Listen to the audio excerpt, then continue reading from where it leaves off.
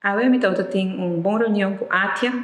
mas será conhecido com a diretiva NOBO, de presidência do senhor Danilo Werleman, e também junto com o diretor, senhor Henrique Henriquez. Nós trata diferentes pontos de relevância para a ATIA e não quer essa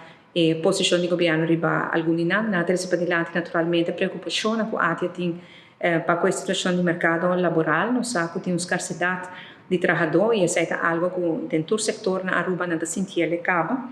Também,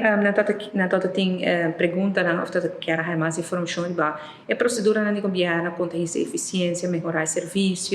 e o rol de e-government e digitalização dessa aqui, nós papia extensamente riba o tema aqui também.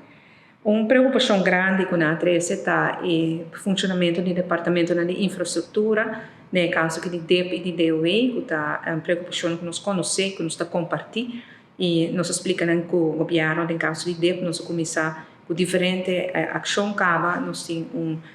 axi que está andando e que pronto, lo dona seu resultado na intercomunidade Palmira, nós informando que nós também temos a reorganização de DEP e nós fazemos o que nós chamamos weerbaarheidsonderzoek, para mirar que é risco que ainda tem a procedura que lo por conduzir a corrupção em certo momento. So, nós meta para eliminar a corrupção completamente e evitar tudo o que está tem emanência para o come, que não tem problema com a justiça.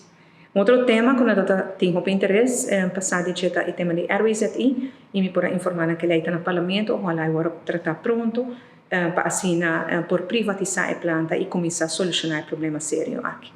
Finalmente, nós temos o tema de Holanda, o tema financeiro e me explica que nós estamos na mesa.